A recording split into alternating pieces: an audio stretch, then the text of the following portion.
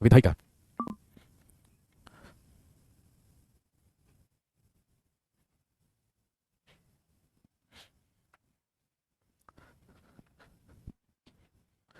Article 104 तक हम पहुंच चुके थे। कहने का मतलब संसद के सदस्यों की अयोग्यताओं के बारे में बात हो चुकी थी और मैंने आपको बताया था कि अनुच्छेद 101 और 102 के तहत संसद के सदस्यों की अयोग्यताओं का वर्णन किया गया है। यदि कोई भी संसद की सदस्यता के अयोग्य पाया जाता है तो उस अयोग्य संसद की सदस्यता राष्ट्रपति के द्वारा निर्वाचन आयोग की सलाह पर रद्द कर दी जाती है, आर्टिकल 103। और फिर मैंने आपको बताया था कि यदि निलंबित होने के बाद या सदस्यता रद्द होने के बाद भी कोई सांसद संसद में आता है तो उसे प्रतिदिन 500 रुपये जुर्माना वसूल किया जाता है।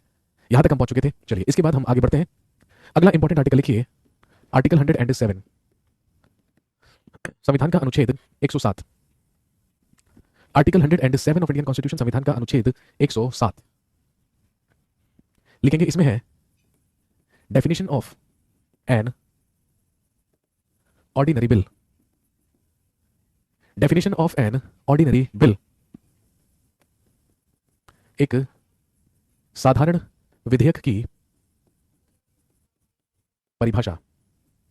एक साधारण विधेयक की परिभाषा, definition of an ordinary bill,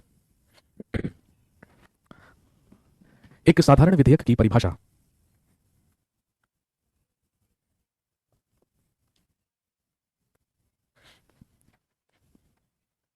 लिखेंगे all bills except a money bill and an amendment bill. All bills except a money bill and amendment bill are known as ordinary bills. All bills except a money bill and an amendment bill are known as ordinary bill. लिखेंगे एक धन विधेयक और संशोधन विधेयक को छोड़कर, एक धन विधेयक और संशोधन विधेयक को छोड़कर बाकी सभी विधेयक साधारण विधेयक कहलाते हैं। एक धन विधेयक और संशोधन विधेयक को छोड़कर बाकी सभी विधेयक साधारण विधेयक कहलाते हैं।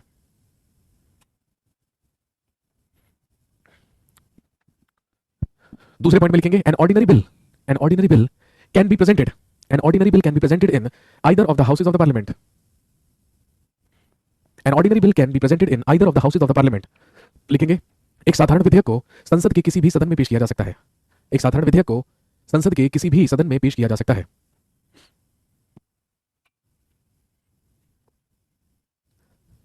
कहने का मतलब यदि ऑर्डिनरी बिल को लोकसभा में पेश किया गया है तो लोकसभा से फिर वो राज्यसभा भेजा जाएगा और जब वो दोनों सदनों में पास हो जाएगा तो फिर राष्ट्रपति उस पर हस्ताक्षर करके उस पर अपनी अंतिम स्वीकृति देंगे और वो क्या बन जाएगा, एक अधिनियम, एक एक्ट। यदि वो राज्यसभा में पेश किया गया है पहले तो राज्यसभा से वो लोकसभा भेजा जाएगा और दोनों सदनों में पास होने के बाद ही वो बिल एक्ट माना जाएगा या वो विधेयक एक अधिनियम माना जाएगा। लेकिन हम सब जानते हैं कि यदि राष्ट्रपति चाहे तो संसद के दोनों सदनों को एक साथ एक ज्वाइंट सेशन या संयुक्त अधिवेशन के लिए भी बुला सकते हैं। ये हम ऑलरेडी पढ़ चुके हैं जब हमने पढ़ा था पावर्स ऑफ द प्रेसिडेंट। अगला आर्टिकल वही है, हम पहले लिख चुके हैं इसलिए लिखने की जरूरत नहीं है। मैं एक बार बस रिपीट कर देता हूं। एज पर आर्टिकल 108 संविधान के अनुच्छेद 108 के तहत there is a provision of a joint session called by the president. अनुच्छेद 108 के तहत राष्ट्रपति के द्वारा संयुक्त अधिवेशन बुलाए जाने का प्रावधान है। There is a provision of a joint session called by the president.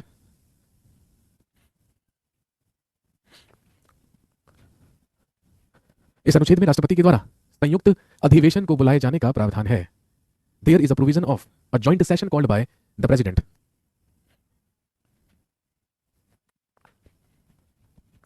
अगला लिखिए आर्टिकल 110, इंपॉर्टेंट मार्क कर लीजिए।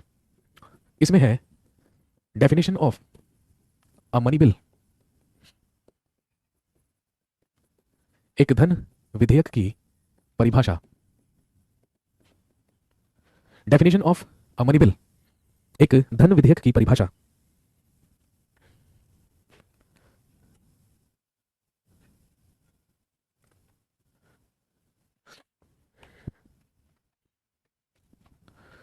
धन विधेयक की परिभाषा या definition of a money bill. लिखेंगे a bill will be considered as, a bill will be considered as a money bill if that is related to the following subjects. लिखेंगे एक विधेयक को धन विधेयक तब समझा जाएगा जब वो निम्न विषयों से संबंधित होगा।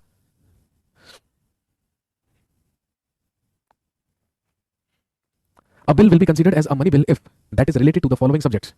एक विधेयक धन विधेयक तब कहलाएगा जब वो निम्न विषयों से संबंधित होगा। और वो विषय कौन कौन से होंगे?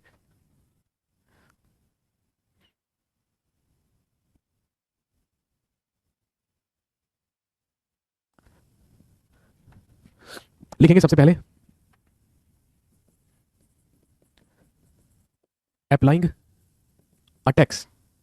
सबसे पहला अप्लाइंग अ टैक्स, या हिंदी में लिख सकते हैं किसी कर को लगाना।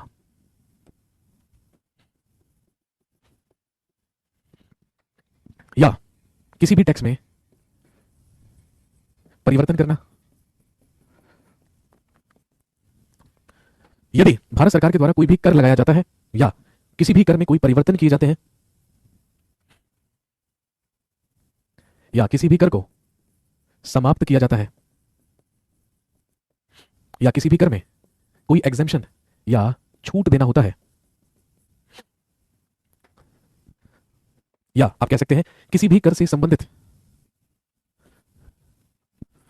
कोई नियम बनाना है, making rules for a tax, कर के लिए नियम बनाना। या सबसे पहली condition definition of a money bill, एक धन विधेयक की परिभाषा। ध्यान रखेंगे, यदि संसद के द्वारा, सरकार के द्वारा, संघ के द्वारा किसी भी कर को लागू किया जाता है, किसी भी कर को समाप्त किया जाता है, उसमें कोई अमेंडमेंट, परिवर्तन या चेंजेस किए जाते हैं, उसमें कोई छूट दी जाती है या उस कर से संबंधित कोई भी नियम बनाया जाता है, तो इन सभी विषयों से संबंधित सारे के सारे विधेयक ही क्या कहलाते हैं? मनी बिल्स या धन विधेयक। इन सबसे संबंधित बिल्स या विधेयक ही क्या कहलाते हैं? धन विधेयक या मनी बिल कहलाते हैं।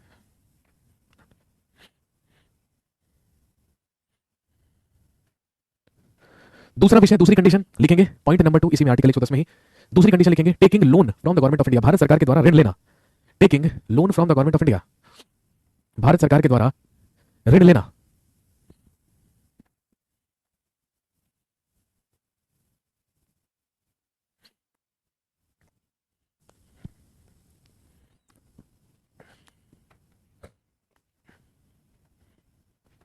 तीसरी कंडीशन लिखेंगे टेकिंग और depositing money in consolidated funds of India, Bharat की संचित निधि में धन जमा करना या उसे धन निकालना।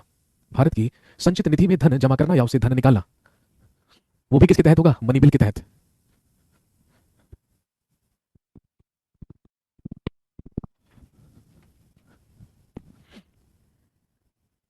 और एक लिखेंगे applying expenses on consolidated fund, संचित निधि पर व्यय को लागू करना, संचित निधि पर व्यय को लागू करना। Applying expenses on the consolidated funds of India.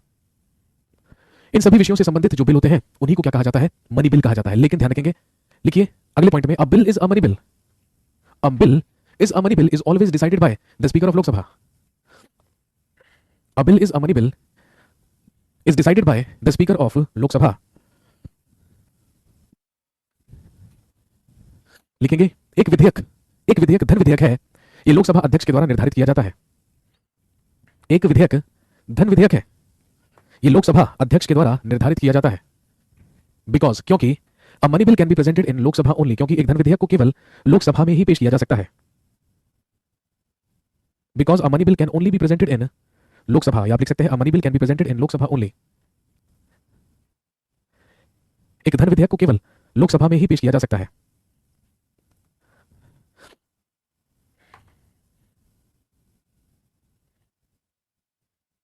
यह है धन विधेयक की परिभाषा। इसके बाद आर्टिकल 111 हम ऑलरेडी लिख चुके हैं। याद कीजिए, जब हमने राष्ट्रपति की वीटो पावर्स या वीटो शक्तियों के बारे में बात की थी, एब्सोल्यूट वीटो, सस्पेंसरी वीटो और पॉकेट वीटो, तो अपनी वीटो शक्तियों का इस्तेमाल राष्ट्रपति किस अनुच्छेद से करता है? 111 से करता है। तो आर्टिकल 111 हम रिपीट नहीं करेंगे, आगे बढ़ते हैं। नेक्स्ट,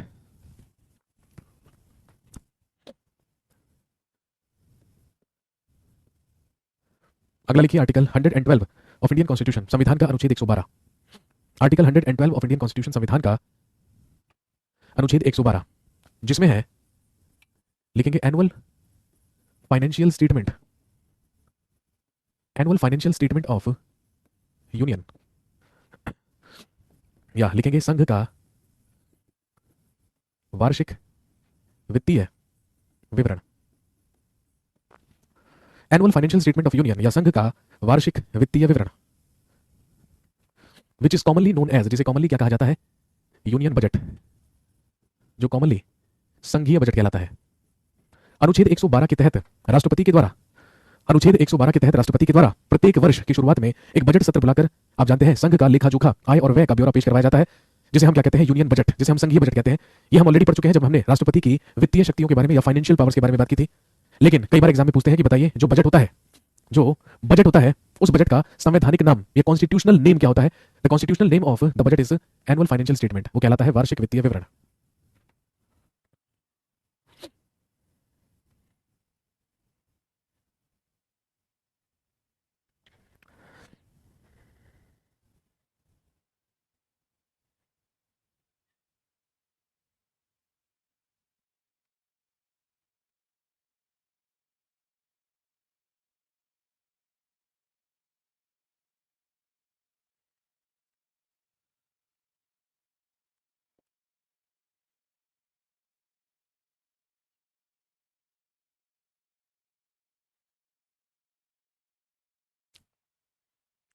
नेक्स्ट, अगला इंपॉर्टेंट आर्टिकल लिखिए आर्टिकल 120 अनुच्छेद 120। आर्टिकल 120 अनुच्छेद 120 लिखेंगे, इसमें है use of the language in the parliament. Use of the language in the parliament या संसद में भाषा का प्रयोग। Use of the language in the parliament या संसद में भाषा का प्रयोग।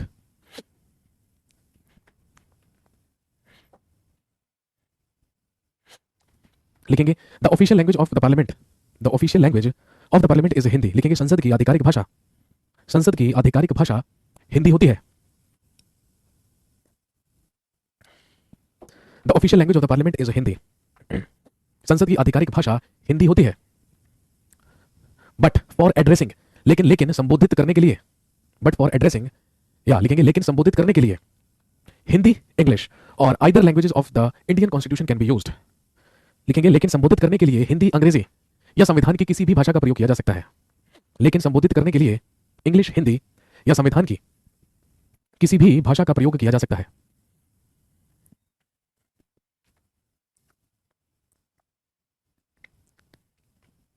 नेक्स्ट, अगला लिखिए आर्टिकल 122 अनुच्छेद 122। इंग्लिश में बोलिए भाई, मैंने फारसी में थोड़ी बोला, लिख लीजिएगा। आर्टिकल 120 में है use of the language in the parliament. The official language of the parliament is Hindi, but for addressing Hindi, English और either languages of the constitution can be used. और आप जानते हैं कि हमारे संविधान में 22 भाषाएं हैं, 22 लैंग्वेजेस हैं, इंक्लूडिंग हिंदी। तो मैंने कहा हिंदी, अंग्रेजी और बची संविधान की 21 भाषाएं, किसी में भी संबोधित किया जा सकता है संसद में। आर्टिकल 122 अनुच्छेद 122 जो कहता है, लिखिए judiciary can not interfere, the judiciary can not interfere in the works of the parliament. न्यायपालिका संसद के कार्यों में हस्तक्षेप नहीं कर सकती है। न्यायपालिका संसद के कार्यों में हस्तक्षेप नहीं कर सकती है भाई, क्योंकि हम जानते हैं संसद के कार्यों में सुप्रीम कोर्ट या न्यायपालिका का कोई हस्तक्षेप नहीं होता है, और सुप्रीम कोर्ट के कार्यों में या जुडिशरी के कार्यों में पार्लियामेंट कभी दखलंदाजी नहीं करती है। इसके बाद लास्ट आर्टिकल ऑफ लेजिस्लेचर आप पहले से लिख चुके हैं, आर्टिकल 123 अनुच्छेद 123। और हम पहले ही बात कर चुके हैं एज पर आर्टिकल 123, हम पहले ही पढ़ चुके हैं कि आर्टिकल 123 के ही तहत there is an ordinance power of the president of India. अनुच्छेद 123 के तहत राष्ट्रपति की अध्यादेश जारी करने की शक्ति होती है। पहले लिख चुके हैं आर्टिकल 123 में है ordinance power of the president या राष्ट्रपति की अध्यादेश जारी करने की शक्ति।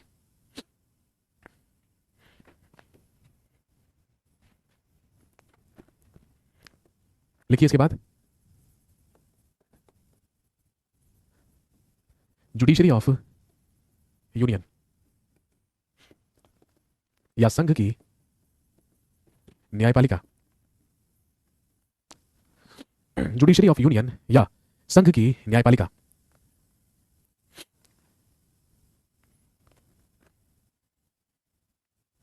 और हम सब जानते हैं संघ की न्यायपालिका आर्टिकल 124 से लेकर 147 तक है। 124 से लेकर 147 तक है जुडिशरी ऑफ यूनियन या संघ की न्यायपालिका, जो चलती है कहां से? लिखेंगे सुप्रीम कोर्ट।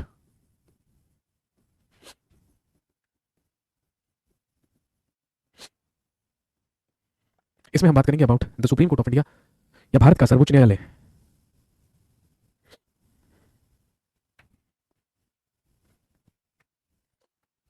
लिखेंगे सबसे पहले आर्टिकल 124 संविधान का अनुच्छेद 124। 124 ऑफ इंडियन कॉन्स्टिट्यूशन संविधान का अनुच्छेद 124।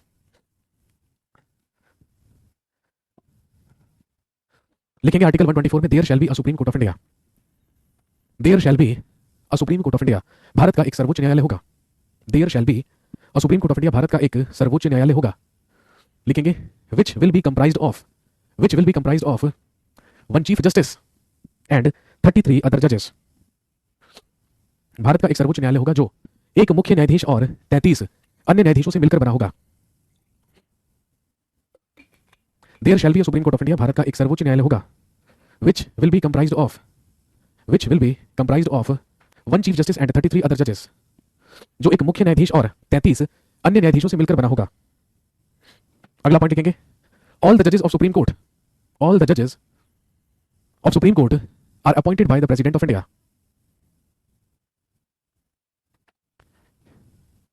ऑल द जजेस of supreme court are appointed by the president of India. लिखेंगे सर्वोच्च न्यायालय के सभी न्यायाधीशों की नियुक्ति, सर्वोच्च न्यायालय के सभी न्यायाधीशों की नियुक्ति राष्ट्रपति के द्वारा की जाती है। ऑल द जजेस of supreme court are appointed by the president of India. सर्वोच्च न्यायालय के सभी न्यायाधीशों की नियुक्ति राष्ट्रपति के द्वारा की जाती है।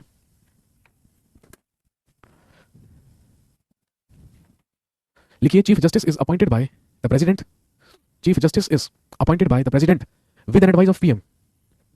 मुख्य न्यायाधीश की नियुक्ति प्रधानमंत्री की सलाह पर राष्ट्रपति द्वारा की जाती है। Chief justice is appointed by the president with an advice of PM. मुख्य न्यायाधीश की नियुक्ति प्रधानमंत्री की सलाह पर राष्ट्रपति द्वारा की जाती है। एंड अदर जजेस are appointed by the president, other जजेस are appointed by the president with an advice of, and other judges are appointed by the president with an advice of chief justice of India। अन्य न्यायाधीशों की नियुक्ति, अन्य न्यायाधीशों की नियुक्ति राष्ट्रपति के द्वारा, अन्य न्यायाधीशों की नियुक्ति राष्ट्रपति के द्वारा मुख्य न्यायाधीश की सलाह से की जाती है। अन्य न्यायाधीशों की नियुक्ति राष्ट्रपति द्वारा मुख्य न्यायाधीश की सलाह से की जाती है।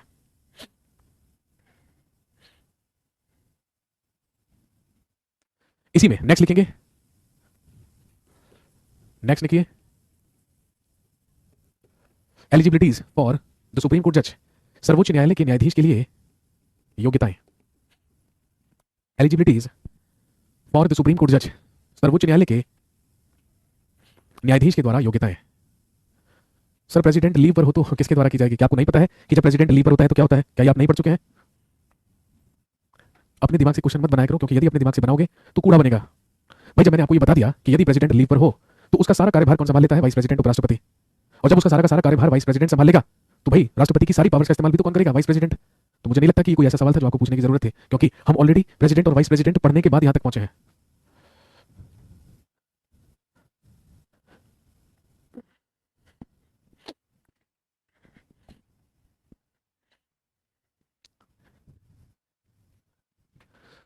उसके बाद लिखेंगे एलिजिबिलिटीज या योग्यताएं। लिखिए he should be a citizen of India, वह भारत का नागरिक होना चाहिए। He should be a citizen of India, वह भारत का नागरिक होना चाहिए। दूसरा लिखेंगे his age should be less than 65 years, उसकी आयु 65 वर्ष से कम होनी चाहिए। उसकी आयु 65 वर्ष से कम होनी चाहिए। His age should be less than, his age should be less than 65 years, वह 65 वर्ष से कम आयु का होना चाहिए। अगला पॉइंट लिखेंगे minimum 5 years experience as a high court जज, minimum 5 years experience as a high court जज और minimum 10 years practice as an advocate in high court. वह न्यूनतम 5 वर्ष, वह न्यूनतम 5 वर्ष, वह न्यूनतम 5 वर्ष उच्च न्यायालय का न्यायाधीश रहा हो, वह न्यूनतम 5 वर्ष उच्च न्यायालय का न्यायाधीश रहा हो या उसने न्यूनतम 10 वर्ष उच्च न्यायालय या हाईकोर्ट में वकालत की हो। Minimum 5 years experience as a high court जज और minimum 10 years practice as an advocate in high court.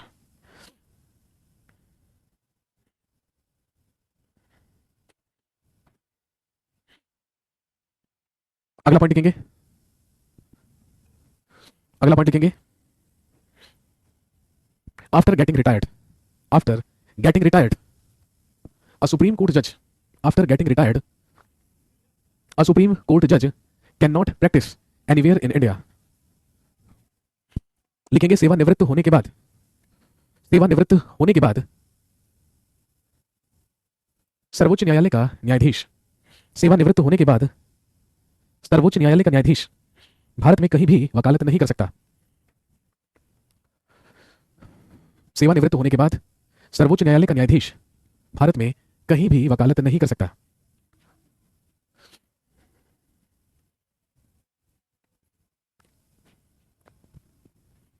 After getting retired a supreme court जज can not practice anywhere in India. सेवानिवृत्त होने के बाद सर्वोच्च न्यायालय का न्यायाधीश भारत में कहीं भी वकालत नहीं कर सकता है। नेक्स्ट अगला लिखिए आर्टिकल 125, आर्टिकल 125 संविधान का अनुच्छेद 125।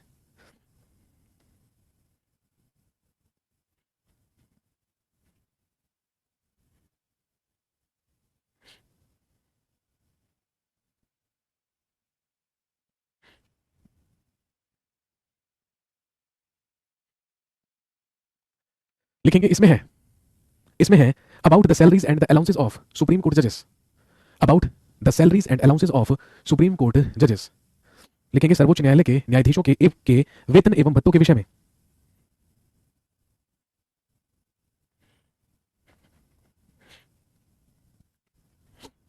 About the salaries and allowances of the supreme court जजेस।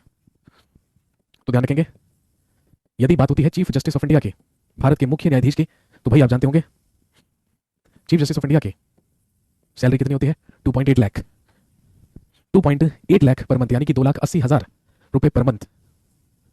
और यदि बात होती है अदर जजेस की, तो अन्य न्यायाधीशों की होती है 2.5 लाख प्रति माह।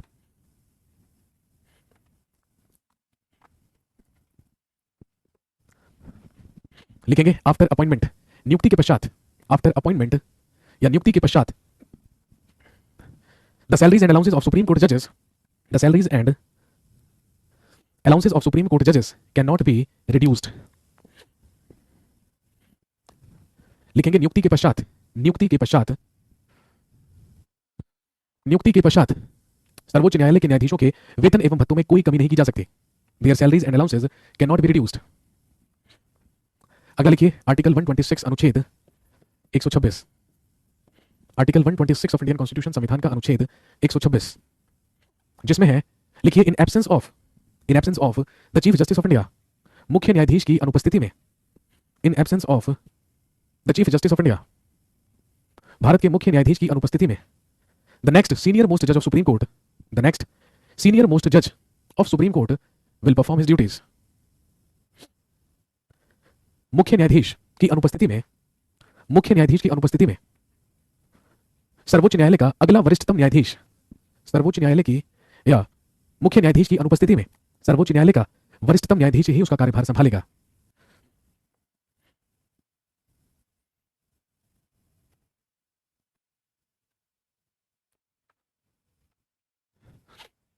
चलिए यहीं तक छोड़ते हैं और बाकी नेक्स्ट क्लास में करते हैं। अगली क्लास में हम कंप्लीट करेंगे पार्ट 5 ऑफ इंडियन कॉन्स्टिट्यूशन, संविधान का भाग 5। That's all for today. Thank you very much, have a nice day.